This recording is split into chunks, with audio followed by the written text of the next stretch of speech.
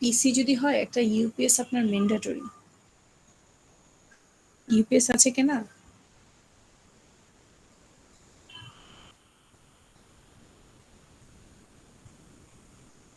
কি আমার আর চলে গেল না আমি চলে গেলাম? না ম্যাম।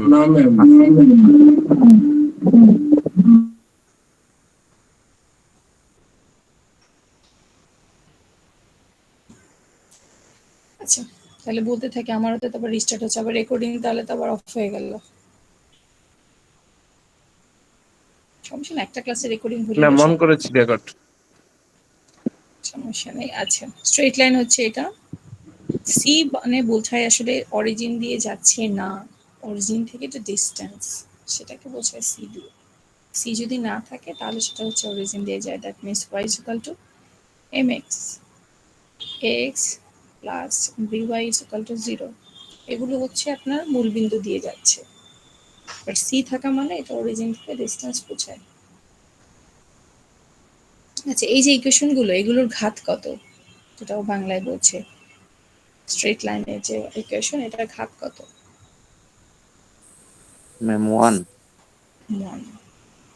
কিভাবে বুঝছি যে y এর উপরে 1 আছে, কিছু না থাকা মানে 1 1 1, দ্যাট মিনস এটা হচ্ছে পাওয়ার 1 ওদের স্ট্রেট লাইনের ইকুয়েশন।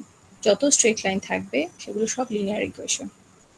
আচ্ছা এটা ডাইমেনশন কত? যে এই স্ট্রেট লাইন যে লিখলাম এটা কত ডাইমেনশন? এটা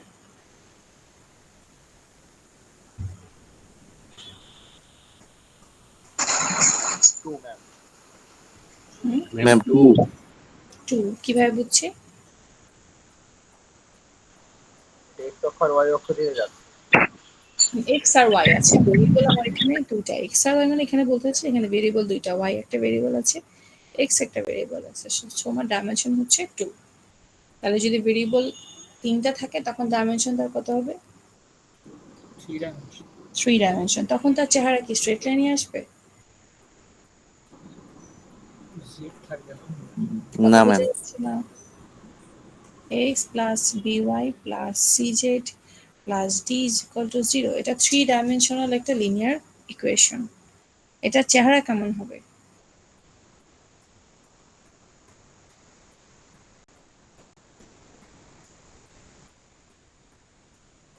বলেন।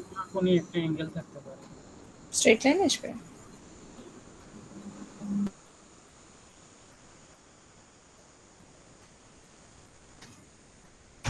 আপনারা জিওমেট্রিতে পড়েন নাই? জ্যামিতিতে স্ট্রেট লাইনই তো হওয়ার কথা। 3 ডাইমেনশনে কি স্ট্রেট লাইন রিপ্রেজেন্ট করা যায়? না ম্যাম। তখন সেটা কি হয়?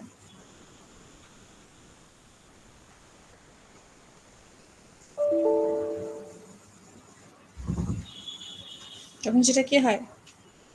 এগুলোর সবগুলোর কি করবো আমি? প্লেন পড়েন নাই? Plane yes ma'am. সেটা উড়ে উড়ে চলে যাচ্ছে। 3 ডাইমেনশনে 2 ডাইমেনশনে যেটা স্ট্রেট লাইন সেটাকে যদি আমি 3 ডাইমেনশনে রিপ্লেস করি সেটা হয়ে যায় একটা প্লেন।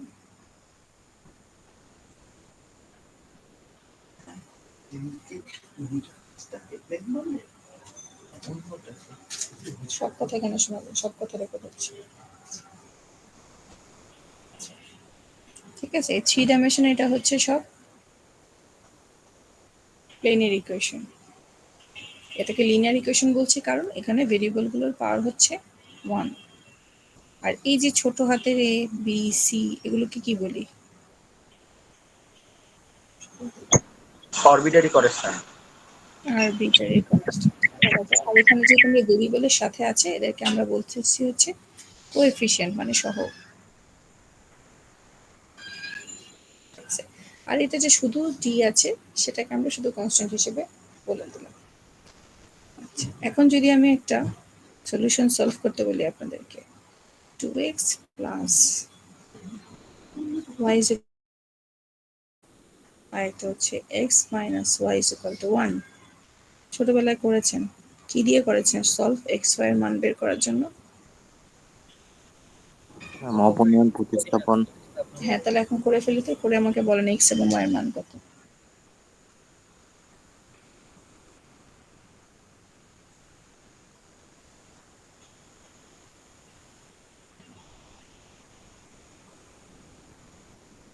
খুব দ্রুত, 1 মিনিট তো লাগার কথা না। 5/3 দুইটা এক্স এর মান কত আর ওয়াই এর মান কত? আর y এর মান হচ্ছে 2/3। আচ্ছা, এক্স হচ্ছে 5/3, ওয়াই হচ্ছে 2/3। গুড। আচ্ছা, এই দুটো স্ট্রেট লাইনকে আমি কি এই এক্স এবং ওয়াই এক্স মানে এই কার্টেশিয়ান প্লেনে কি আঁকতে পারবো? আঁকার কোনো নিয়ম কি মনে আছে কারো? জি ম্যাম, ওই যে কোঅর্ডিনেট হিসাব করে। এখানে কি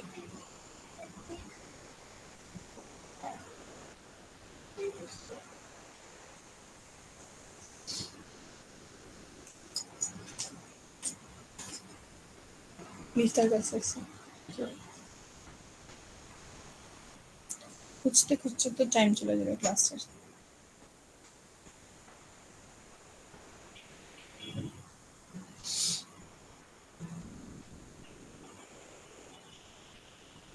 এখানে নিয়ম হচ্ছে যে 2x plus y is equal to 4, এটাকে আমরা এইভাবে লিখতে পারি। 4 দিয়ে ডিভাইড করে দেই, x/2 plus y/4 is equal to 1। পরেরটা হচ্ছে একই, পরেরটা তো সমস্যা নেই, x/1 plus y/-1 is equal to 1। এই ফর্মেটটা মনে আছে? জি ma'am, x/a plus y/b is equal to 1। এখানে x/a যেটা ছিল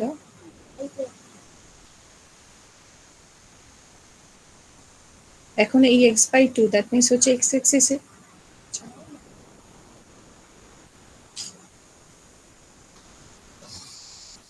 x এক্সিস থেকে 2 একক ঘর কেটে নিয়েছে, 1 2।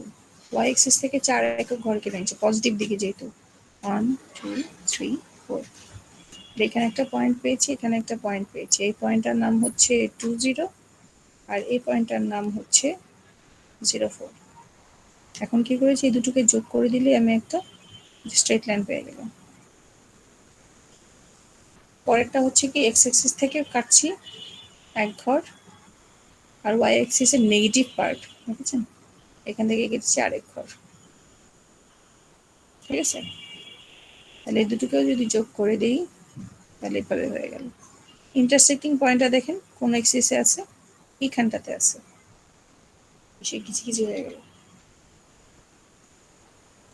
আচ্ছা, এখন এখানে দেখেন এই যে পয়েন্টটা পেয়েছিলেন 5/3 2/3, এই পয়েন্টটা কি? প্রথমটা হচ্ছে একের কাছাকাছি, দ্বিতীয়টা হচ্ছে কত না একের থেকে একটু বড় 1 পয়েন্ট সামথিং, দ্বিতীয়টা হচ্ছে একের কাছাকাছি। এই যে ভ্যালুটা দেখে কি বোঝা যাচ্ছে না যে ইন্টারসেক্টিং পয়েন্টটা হচ্ছে এটাই, যে ভ্যালুটা আমার আসলো? জি ম্যাম। নাকি গ্রাফ কিছু বুঝিনি নাই? বুঝি নাই। গ্রাফ বোঝেন নাই, একটু বড় করে আঁকবো? বড় করে আঁকলে কি বোঝা যাবে?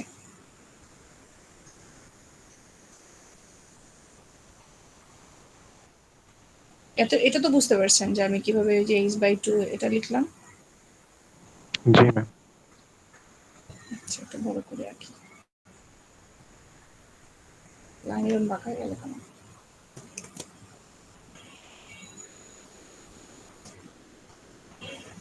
আমি এখন গ্রাফ শেখাবো, আপনাদের আগে গ্রাফ শিখাই নেই ফার্স্ট সেমিস্টারে?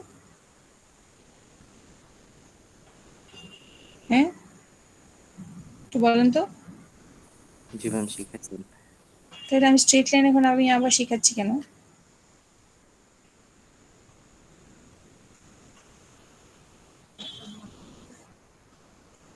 একটু বড় বড় করে দিই, 1 2 1 2 3 4, এটা হচ্ছে 0 4 আর এটা হচ্ছে 2 0। আমারও তো এটা বুঝতে পারছেন কিভাবে দিলাম প্রথম জি লাইনটা? ম্যাম। তাহলে এটাকে যোগ করে দিলাম। পরেরটা হচ্ছে x/1, যে 1, তার মানে এটার পয়েন্ট হচ্ছে 1 0 আর পরেরটা কি -1 0 মানে 0 -1। এখন এই দুটোকে যোগ করে দিলাম, যোগ করে দিলে কি এদিকে চলে গেল। এখন দেখেন ইন্টারসেক্টিং পয়েন্ট কোথায় আসতেছে, এখানটাতে আসতেছে না দুটো লাইনের? জি ম্যাম।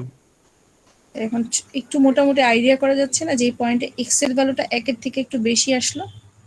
হ্যাঁ তো আর ওয়াইটা কি একের থেকে একটু কম আসলো, হ্যাঁ তার মানে এই পয়েন্টটাই হচ্ছে 5/3 2/3।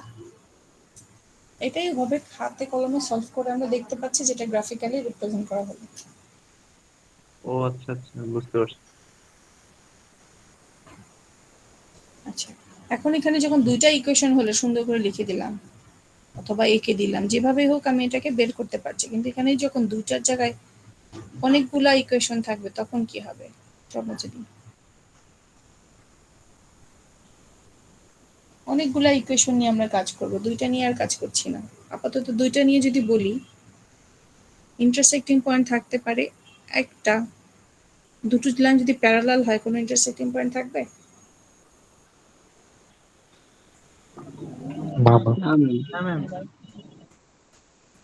আর দুটো লাইন যদি কোইনসাইড করে, মানে একটার উপর আরেকটা পড়ে গেল, তখন কতগুলো পয়েন্ট থাকবে? ম্যাম দুইটা। দুইটা? অসংখ্য ইন্টারসেক্ট তো করবে না ম্যাম, একটার উপর একটা পড়ে গেলে। ইনফিনিটি। অসংখ্য অসংখ্য ইনফিনিটি না, একটার উপর আরেকটা পড়লে একটা যদি ওভারল্যাপ হয় তাহলে কি হচ্ছে, প্রত্যেকটা পয়েন্টই ওদের টাচিং পয়েন্ট, প্রত্যেকটা পয়েন্টই ওদের ইন্টারসেক্টিং পয়েন্ট। জি ম্যাম, চলতে থাকবে ইনফিনিটি। চলতে থাকবে। এখন যদি থার্ড আর ফোর্থ লাইন আমি এখানে অ্যাড করি, সাপোজ থার্ড লাইন এখানে অ্যাড করলাম, ফোর্থ লাইন এখানে অ্যাড করলাম, কোনো সলিউশনের কোনো চেঞ্জ আসবে? না ম্যাম। এখানে যদি থার্ড লাইন অ্যাড করলাম, ফোর্থ লাইন অ্যাড করলাম, সলিউশনের কোনো চেঞ্জ আসবে না। এখানেও একই, এখানে যদি ওভারল্যাপ করে দিই, আরো লাইন ওভারল্যাপ করে দিই, সলিউশনে চেঞ্জ আসবে না। কিন্তু এটা হতে পারে না যে ধরেন আপনার এই সিস্টেমের সবগুলো লাইন ওভারল্যাপ হলো, মানে সব ম্যাক্সিমাম লাইন ওভারল্যাপ হলো, আরেকটা হচ্ছে ইন্টারসেক্ট করলো, এরকম কিন্তু হইতে পারে না। সলিউশন মানে বোঝায় যে প্রত্যেকটা লাইন ওই পয়েন্টটাকে স্যাটিসফাই করবে। ঠিক আছে, বুঝতে পারছি? তাহলে হচ্ছে আপনাদের কাজ হবে যে প্রত্যেকটা লাইন ওই পয়েন্টটাকে স্যাটিসফাই করবে। তার মানে সলিউশন যদি আসে, আইদার হবে একটা সলিউশন মানে ইন্টারসেক্টিং পয়েন্ট একটা, অথবা কোনো সলিউশন থাকবে না, দ্যাট মিনস লাইনগুলো সব প্যারালাল, অথবা আরেকটা হবে লাইনগুলো সব কোইনসাইড অথবা ওভারল্যাপ করছে একটার সাথে আরেকটা। এটাই হচ্ছে আমাদের এই টপিকের যে মেইন কনসেপ্ট, সলিউশনগুলো কেমন হবে। তাহলে এটাকে বলা হচ্ছে রিলেশনগুলো হতে পারে ইন্টারসেক্টিং পয়েন্ট হলে একটাই শুধু থাকবে পয়েন্ট, একটার বেশিও থাকবে না। একটার বেশি মানে 2-3 কি কখনো থাকতে পারবে দুটো স্ট্রেট লাইনের মধ্যে ইন্টারসেক্টিং পয়েন্ট? না ম্যাম। প্যারালাল হলে কোনো পয়েন্ট থাকবে না, এবং কোইন্সিডেন্ট হলে অল পয়েন্টস আর কমন থাকবে। যে কমন পয়েন্টগুলো সেগুলোই আসলে সলিউশন, যেটাকে বলছি আমরা অপনয়ন, প্রতিস্থাপন, বজ্র গুণন দিয়ে আগে বের করেছি, আর এখন আমার ম্যাট্রিক্সের মাধ্যমে এই পয়েন্টগুলো বের করব। এখানে কোনো ফোর্থ সলিউশন বলে কোনো কিছু নেই। দ্যাট মিনস এই তিনটা সলিউশন ছাড়া অন্য কোনোভাবে কোনো সলিউশন এখানে আসবে না। সেটা সিস্টেমটা আমার মানে স্টেট লাইন আমি যতগুলোই ব্যবহার করি না কেন, এই 3 ধরনের সলিউশনই আমরা দেখতে পাবো, 3 ধরনের সিনারিও দেখতে পাবো। স্ট্রেট লাইনের ইকুয়েশনটাকে যেটা বললাম, x + by + c = 0, এখানে ভেরিয়েবল হচ্ছে দুইটা, x এবং y। আর এই ধরনের ইকুয়েশন দুইটা অথবা এর বেশি যদি আমরা ব্যবহার করি, তাহলে একটা সিস্টেম অফ লিনিয়ার ইকুয়েশন তৈরি হবে। জাস্ট স্ট্রেট লাইনের ইকুয়েশনগুলো, যেটা মানে ঘাত 1 যেটাকে বলছি, পাওয়ার 1 যেটাকে বলছি, তার মানে তাদের ক্ষেত্রে যতগুলোই থাক, মানে সিস্টেমটা আমরা যেভাবে যতগুলো ইকুয়েশন দিয়ে তৈরি হোক না কেন, সলিউশন পাবো একটা common solution, no common solution অথবা ইনফাইনাইট সলিউশন।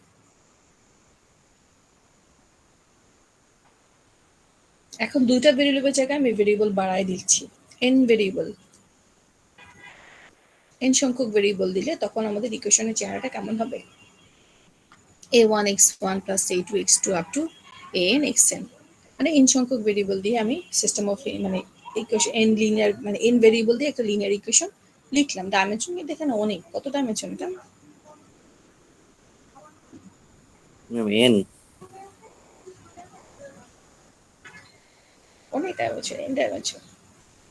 আদৌ কি আমরা রাখতে পারি? শুধু থিওরিটিক্যালি সম্ভব, প্র্যাকটিক্যালি এখন আমরা জানি না। আচ্ছা, এখন একটা সিস্টেম অফ লিনিয়ার ইকুয়েশনে বলছি ইকুয়েশন সংখ্যা হচ্ছে m, ভেরিয়েবল সংখ্যা হচ্ছে n, তখন এটাকে কিভাবে লেখা যায়? a11 x1 plus a12 x2, variable গুলো বাড়ছে 1 2 3 4 আপ টু n পর্যন্ত, আর এখানে কোএফিসিয়েন্ট গুলো বাড়ছে 1 2 আপ টু n পর্যন্ত। ঠিক আছে, এই ইকুয়েশন গুলো বুঝতে পেরেছি আমরা কিভাবে লিখেছি। কারণ ডট ডট কথাটার মানে কি, তিনটা ডট যে দিচ্ছি,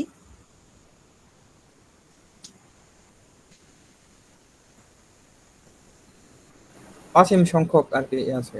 হ্যাঁ অসীম সংখ্যক টার্ম এখানে আছে, সেটাকে আমরা লিখছি না ডট ডট, তিনটা ডট দিলেই কিন্তু হচ্ছে। ছোটবেলায় আমরা অনেকগুলা দিতাম, ভাবতাম যত ডট দিতাম বোঝা যাবে যে এখানে অনেকগুলো আছে, অনেকগুলো না, জাস্ট 3 ডটস মিন্স হচ্ছে এখানে ইনফাইনাইট সংখ্যক ভ্যালু আছে।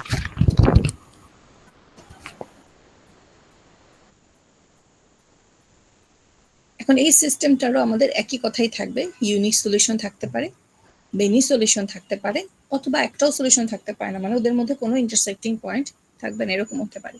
যেটাই হোক না কেন, আমার যদি লিনিয়ার ইকুয়েশন দিয়ে আমরা একটা সিস্টেম তৈরি করি, তাহলে এই 3 ধরনের সিনারিও আমরা দেখতে পাবো। সবগুলো ইকুয়েশনের মধ্যে আইদার একটা সলিউশন থাকবে, অথবা ইনফাইনাইট সংখ্যক সলিউশন থাকবে, অথবা কোনো সলিউশন থাকবে না। এই সলিউশনটাকে আমরা হোমোজিনিয়াস বলবো। কি কখন বলবো হোমোজিনিয়াস? কথাটার সাথে তো মনে পরিচিত, বলেন তো হোমোজিনিয়াস বলতে কি বুঝি? ইকুয়েশনের ভিতরে হচ্ছে ওয়াই ভেরিয়েবল বাদে অন্য কোনো মানে এক্স বা ওয়ান কনস্ট্যান্ট এমন কোনো ভেরিয়েবল থাকবে না, জিরো থাকবে ইকুয়ালের পরে। ভেরিয়েবল থাকবে না বলছে, আচ্ছা। আর কেউ?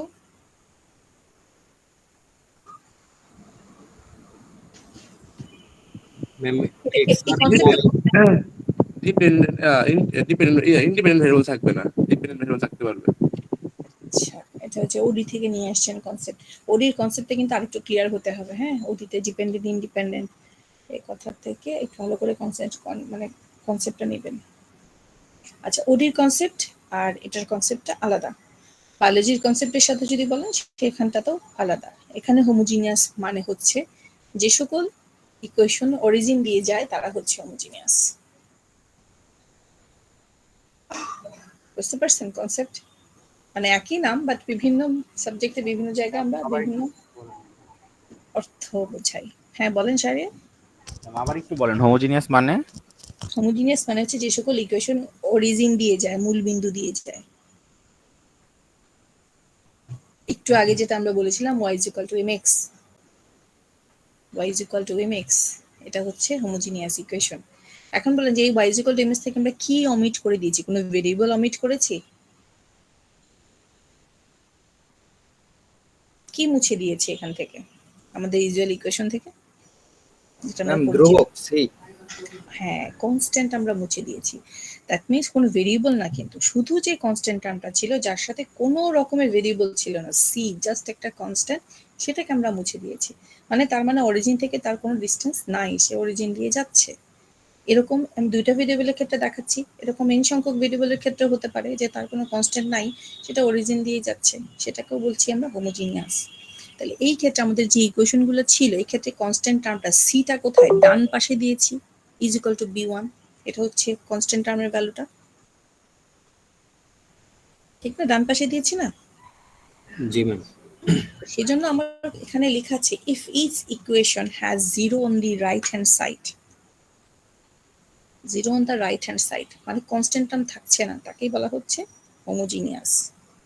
Otherwise it is non homogeneous. অথবা এটা বলতে পারি এরকম, x plus by plus c is equal to 0, এটা ছিল নন হোমোজিনিয়াস। যখন আমি c টাকে কেটে দিব তখন এটা হয়ে যাবে কি? হোমোজিনিয়াস। হোমোজিনিয়াস।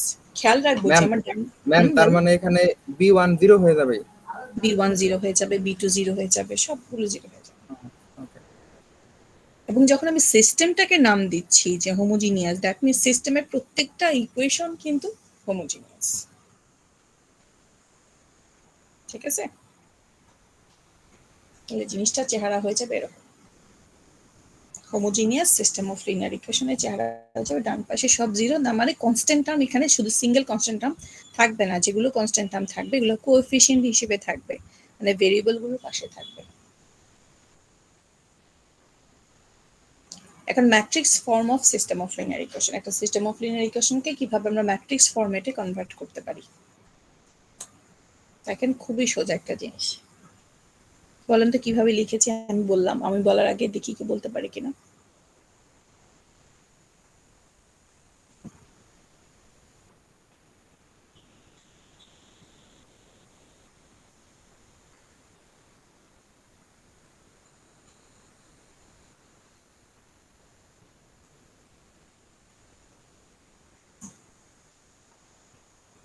কেউ বলতে পারবে? ম্যাম ম্যাম এটা আপনি যেটা বললেন এটা তো সেম তো। এগুলো করছে মানে এই যে আমি যে লিখলাম এই জিনিসটা, এটা এটা কি? Matrix form ma'am. Matrix form. তাহলে এই যে টার্মগুলো এগুলো কিসের টার্ম? a11 a12 এগুলো তো হচ্ছে ইয়া ডাইমেনশনের ইয়া। এই যে x1 এর সাথে যা ছিল তা দিয়েই করেছি না, x2 এর সাথে যা ছিল তা দিয়ে লিখেছি না? ম্যাম এগুলাকে সহগ লিখলাম না? সহগ, সহগ, এক্স্যাক্টলি আমি এটাই বলতে চাচ্ছিলাম যে আমরা সহগ দিয়ে একটা ম্যাট্রিক্স তৈরি করেছি, ভেরিয়েবল গুলো দিয়ে একটা ম্যাট্রিক্স তৈরি করেছি, কনস্ট্যান্ট টার্ম গুলো দিয়ে একটা ম্যাট্রিক্স তৈরি করেছি।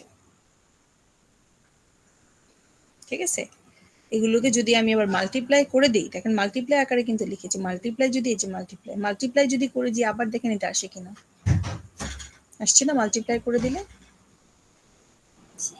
জি ম্যাম তাহলে এখন এই যে জিনিসটা, এটা প্রথম যে ম্যাট্রিক্সটা এটাকে বলা হচ্ছে কোএফিশিয়েন্ট ম্যাট্রিক্স, যেটা আমি কোএফিশিয়েন্ট দিয়ে তৈরি করছি। এটা ডাইমেনশন কত? Ma'am 3/3 3/3 sure? ম্যাম এটাকে ইনফিনিট ডাইমেনশন নাকি? একটু জোরে কথা বুঝিনি। ইনফিনিট ডাইমেনশন নাকি? Infinite dimension. আর কেউ? m/n m/n। এই যেখানে দেখেন 1 2 আপ টু কত পর্যন্ত গিয়েছে? m পর্যন্ত গিয়েছে, তার মানে রো কত এখানে? m সংখ্যক রো। আর কলাম কি 1 2 আপ টু n পর্যন্ত গিয়েছে, তার মানে n সংখ্যক কলাম। এটাকে বলা হচ্ছে m/n। ইনফাইনাইট ডাইমেনশন মানে m আর mn এর মান যদি ইনফাইনাইট হয় তখন আমরা বলছি ইনফাইনাইট ডাইমেনশন। কিন্তু আমি এখানে যেহেতু একটা কিছু নাম দিয়ে দিয়েছি তো সেই জন্য এটাকে বলতে হবে m/n ডাইমেনশনের একটা ম্যাট্রিক্স। আর এটা ভেরিয়েবলটা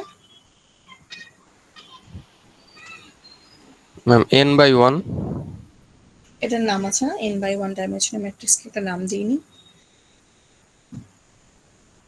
এই সবগুলোর কিন্তু একটা নাম আছে, যেমন m/n ডাইমেনশন এটার একটা নাম আছে এই ধরনের ম্যাট্রিক্স। বলেন তো নামটা কি?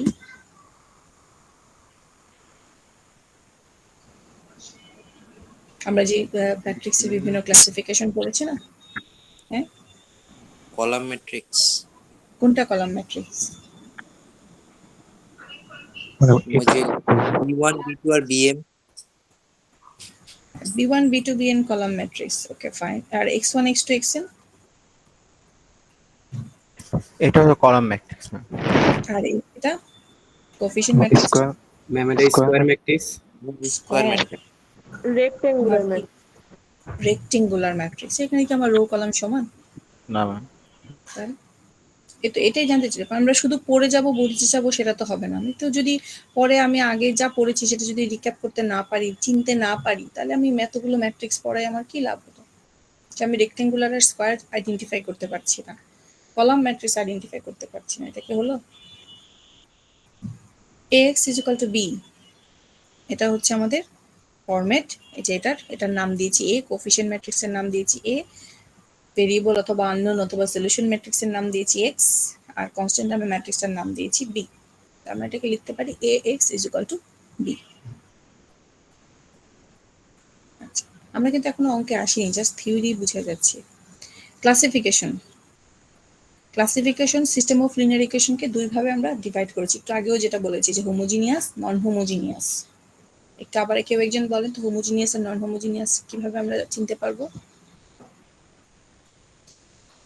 ম্যাম অরিজিন দিয়ে গেলে সেটা হচ্ছে হোমোজেনিয়াস। যে সকল লিনিয়ার ইকুয়েশন অরিজিন দিয়ে যাচ্ছে সেগুলো হচ্ছে হোমোজিনিয়াস। গুড। আর যে সকল লিনিয়ার ইকুয়েশন অরিজিন দিয়ে যাচ্ছে না তারা হচ্ছে নন হোমোজিনিয়াস। তার মানে হোমোজিনিয়াস ইকুয়েশন সব সময় মূল বিন্দু দিয়ে যাচ্ছে, 0 0 বিন্দু দিয়ে যাচ্ছে। তার মানে একটা পয়েন্ট কমন ওদের পাচ্ছি, সেই পয়েন্টটা কি? হোমোজিনিয়াস ইকুয়েশনের ক্ষেত্রে ম্যাম 0 0 0 0 0 0 মানে হ্যাঁ 0 0 গুড। মানে যখনই হোমোজিনিয়াস ইকুয়েশন বলছি তার মানে ওদের একটা পয়েন্ট কমন আমরা পাবোই, সেটা হচ্ছে অরিজিন। তার মানে homogeneous solution system of linear ইকুয়েশনের ক্ষেত্রে একটা সলিউশন আমরা মিনিমাম পাবোই, সেটার নাম হচ্ছে জিরো সলিউশন। আরেকটা এটা আরেক মানে ফর্মালি নাম হচ্ছে ট্রিভিয়াল সলিউশন। এই টার্মগুলো আমরা একটু মনে রাখবো। ট্রিভিয়াল সলিউশন, যে এটা অরিজিন দিয়ে যাচ্ছে, দ্যাট মিনস এটা ট্রিভিয়াল সলিউশন। এবং আরেক ধরনের সলিউশন আমরা পেতে পারি যদি অরিজিন দিয়ে যায়। সাপোজ ইকুয়েশন গুলো সব অরিজিন দিয়ে যাচ্ছে, 0 0 বিন্দু দিয়ে যাচ্ছে, আবার কি করছে এরা সবাই আসলে একটার পর একটা ওভারল্যাপ করেও আছে, তখন তাদের সলিউশন কতগুলো হবে? ইনফাইনাইট। প্রথম একটা সলিউশন আমরা হচ্ছে যে ট্রিভিয়াল সলিউশন, তার মধ্যে আবার বলতে পারছি কি এটা তাদের মধ্যে ইনফাইনাইট সংখ্যক ইন্টারেকশন আছে, ইনফাইনাইট সংখ্যক কমন পয়েন্ট আছে। তাহলে হোমোজিনিয়াস সিস্টেমের ক্ষেত্রে দুই ধরনের সলিউশন আমরা দিয়ে দেখতে পারি, সেটা হচ্ছে জিরো সলিউশন আসবে অথবা মানে ইনফাইনাইট সলিউশন আসবে। আর নন হোমোজিনিয়াস যখন হবে তখন আমাদের প্রথমে চেক করে নিতে হবে আদৌ সলিউশন আছে না নাই। হোমোজিনিয়াসের ক্ষেত্রে কিন্তু এটা আমাদের চেক করতে হচ্ছে না, কারণ হোমোজিনিয়াসের ক্ষেত্রে মিনিমাম একটা পয়েন্ট কমন আমরা পাচ্ছি, অরিজিন। কিন্তু নন হোমোজিনিয়াসের ক্ষেত্রে কিন্তু সেটা আমাদের পসিবল না, সলিউশন থাকতেও পারে নাও থাকতে পারে। সেজন্য নন হোমোজিনিয়াসের ক্ষেত্রে আমাদের ফার্স্টে চেক করে নিতে হবে এটা কি কনসিস্ট করছে না করছে না। যদি না করে তার মানে এটা ইনকনসিস্টেন্ট সলিউশন নাই। কনসিস্টেন্ট দ্যাট মিনস সলিউশন আছে। আর যদি সলিউশন থাকে তাহলে সেই ক্ষেত্রে আবার দুই রকমের সলিউশন আসতে পারে, একটা অথবা অসংখ্য, দ্যাট মিনস ইউনিক সলিউশন অথবা ইনফাইনাইট সলিউশন, যেটাকে ইউনিক মানে অনলি ওয়ান সলিউশন, আর redundant that means infinite solution. সবাইকে বুঝতে পেরেছি? খুব বেশি কঠিন কি এটা? ম্যাম বলেন।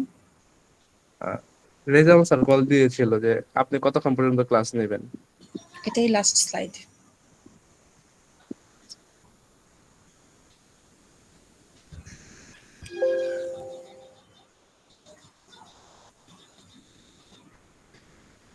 ঠিক আছে, সবাই বুঝতে পেরেছি? Yes ma'am. এটা আমাদের লাস্ট স্লাইড এবং আগামী ক্লাসে আমরা অঙ্ক শুরু করে দিব। যদি অনলাইনে হয় সমস্যা নেই, অনলাইনে শুরু করে দিব। ফিজিক্যাল ক্লাসে শুধু আমরা প্র্যাকটিস গুলো করব। আমি একটা ম্যাথ দেখাই দিতেন আজকে, এগুলো তো কিছুই বুঝতেছি না এখন। এগুলো পড়ে নেবেন স্লাইড গুলো, আমি অঙ্ক শুরু করব আগামী দিন। ম্যাথ দেখাতে একটু সময় লাগবে। বিএসসি তে এই স্লাইডটা কি নামে? হ্যাঁ, বিএসসি তে স্লাইড আছে। আমি বুঝতে পারছি না।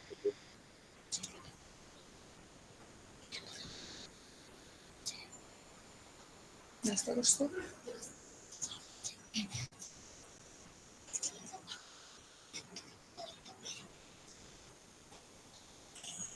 চুইংগাম খাবে? আমার বাসায় হয়ে গেছে একটা অনলাইনে ক্লাস। আমি খেয়ালই করিনি, হঠাৎ করে স্কুল দিয়ে অনলাইনে দিয়ে দিল, আর কালকে নোটিশ দিয়েছি। বসেছিলাম বাসায়, ছেলে মেয়ে কাউকে ডাকি নাই ঘুম থেকে, 10টা থেকে সবাইকে পরে অনলাইনে ডাকলাম। অনলাইনে ক্লাস আপনাদের যেরকম কষ্ট বাচ্চাদের তো কষ্ট, কিছু বোঝে না।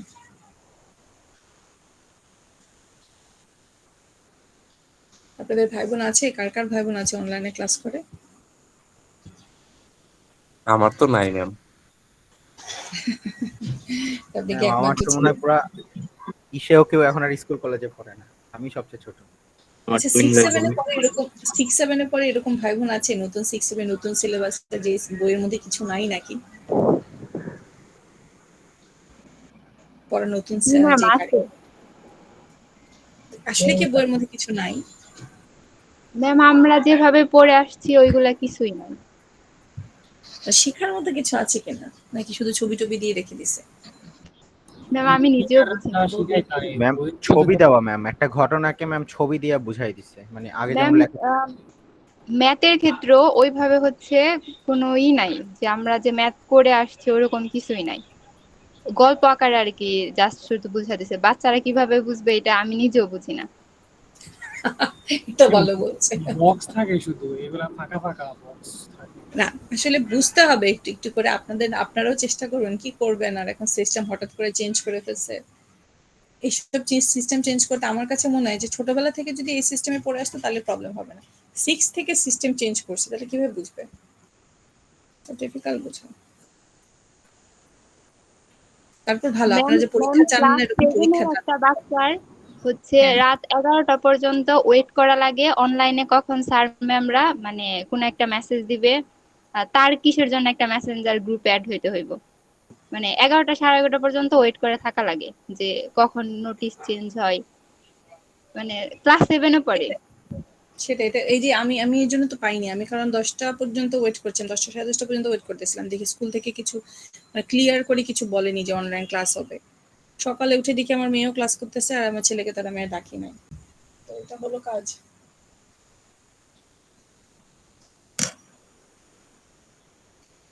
থেকে যাচ্ছে আল্লাহই জানে আসলে। ঠিক আছে সাদ। Yes ma'am. চেঞ্জ হয়, আকাশ পাতাল তফাৎ চেঞ্জ করে ফেলে, একটু একটু চেঞ্জ শুধু শুধু মানে না করে একদম নিয়ে আসছে কই থেকে কই। কোনটা? এই যে ম্যাম নতুন নিয়ে যে করছে এটার সাথে তো আগের মানে কোনো মিল নাই। মানে সেটাই, মিল না থাকলে আমার কাছে যেটা পার্সোনালি মনে হয় এটা ছোটবেলা থেকে চেঞ্জ করলে ভালো, যে আমি 1 থেকে নতুন সিস্টেমে শুরু করলাম, 6 থেকে শুরু করছে। 6 থেকে তো মানুষের অ্যালজেব্রা শেখার টাইম, তাই না? অ্যালজেব্রা এগুলা যদি 6 থেকে এরকম করে না শিখে পরে গিয়ে কি করবে, কিভাবে বুঝবে? আমি যদি যোগ বিয়োগ না করতে পারি তাহলে আমি আমাদের টিউশনি গুলা নষ্ট হয়ে গেছে। এক্স্যাক্টলি। হ্যাঁ, না না না, এটা ভালো কথা বলছে, এটা হাসেন না। আমার বড় আপু ও তো বাচ্চাদের জন্য হচ্ছে ইয়ে করতে পারেনি, চাকরি করতে পারেনি, ও ইংলিশে অনার্স মাস্টার্স করা। তো ও হচ্ছে কোচিং সেন্টারে এমনি পড়াতো, হচ্ছে পার্ট টাইম একটু পড়ায়, বাসায়ও 2-1টা স্টুডেন্ট পড়াতো। অবসর টাইম একটু, অবসর টাইম প্লাস অবসর টাইম বলে ভুল হবে, টাকা পয়সা সবাই দরকার থাকে, যে আমার নিজের একটা হাতে একটা ইনকাম আসলো ভালোই লাগে।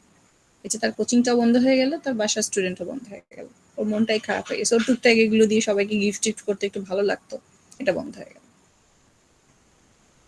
মানে এটা কিন্তু অনেক একটা গুরুত্বপূর্ণ একটা জিনিস। ম্যাম এখন ওদেরকে পড়াইতে গেলে আগে আমাদের ইউটিউব দেখা লাগে। সেটাই, পড়ার সিস্টেমটাই তো এখন ম্যাম আলাদা। এইটা করছে ম্যাম এই কোচিং ব্যবসাকে বন্ধ করার জন্য। আচ্ছা, কোচিং ব্যবসা বন্ধ, তাহলে বাসায় কে পড়াবে ওদেরকে? স্কুল পড়াবে? স্কুল কি না পড়ায়? না এই জন্য না, এটা হচ্ছে এক্সপেরিমেন্টাল ইয়া। না, আপনারা ভুল কি বলে? বলতেছেন কথাটা। এক্সপেরিমেন্ট যদি করে তাহলে স্কুলটাকে সেভাবে আপনার গড়ে তুলতে হবে। মানে স্কুলের টিচাররা যদি 100% সাপোর্ট দিত তাহলে কোচিং কোনো কালে দরকার হতো না। বুঝতে পারছেন? যেমন আমি নর্মালি আমি যখন ক্লাসে পড়বো, আমি বলেছিলাম না, একটা ক্লাসে গল্প করেছিলাম যে আমি ক্লাস 10 পর্যন্ত পড়েছি, স্কুল থেকে আমি কিচ্ছু শিখিনি, কারণ আমার স্কুলে টিচার ছিল না। সেই ক্ষেত্রে আমার প্রাইভেটের উপরে আমার ভরসা করতে হয়েছে। স্কুলে আমার একজন টিচার 4টা সাবজেক্ট পড়াতো, ফিজিক্স, কেমিস্ট্রি আর 2টা ম্যাথ। তাহলে কিভাবে আমি তার থেকে কি শিখবো?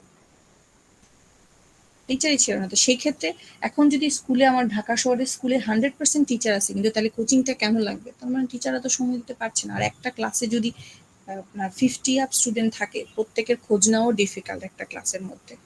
ক্লাস সাইজ কমাইতে হবে, দেন আপনার টিচারকে ওভাবে ট্রেন করতে হবে, তারপরে আপনি সিস্টেম চেঞ্জ করবেন। মানে আমার কাছে মনে হয় আর কি। যাই হোক, অনেক উপদেশ দিয়ে দিলাম, সরকার আমার থেকে অনেক বেশি ভালো বোঝে, সেজন্য এগুলো করছে। 4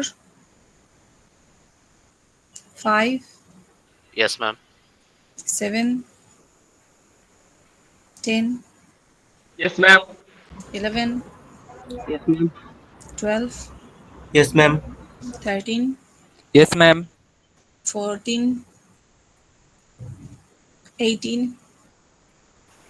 19 Present, ma'am. 20 কে আইডি কত? 20 ম্যাডাম 14 পেজে ছিলাম madam. 21 Yes, ma'am. 22 23 Yes, ma'am. 25, Yes, ma'am. 27, present ma'am 28, Yes, ma'am. 29, Present, ma'am. 30, 31, ma'am 30 তো ছিল, Alvi Alvi. 31, 32, Yes, ma'am. 33, Yes, ma'am. 35, Present, ma'am. 38, Yes, ma'am. Ma'am আমি 22 ম্যাম, আমার মাইকে একটু সমস্যা দিতে পারি না ম্যাম। আনা সব সময় ইরেগুলার, সব Ma'am, সময় করে। 018 আমি প্রেজেন্ট দেওয়ার পরে কিন্তু আবার জিজ্ঞাসা করি, তখন বললেন 39, Yes, ma'am. 40, Yes, ma'am. 41,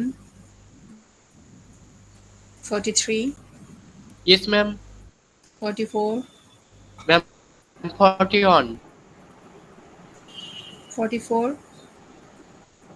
45, Yes, ma'am. 46, Yes, ma'am. 47, Present, ma'am. 48, Yes, ma'am. 49, Yes, ma'am. Yes, ma'am. 65, present ma'am 124, present ma'am 177, Yes, ma'am. 242, 249, Yes, miss. 255, Yes, ma'am. 264, Present, ma'am. 267, 1023, চার কেউ বাকি আছেন?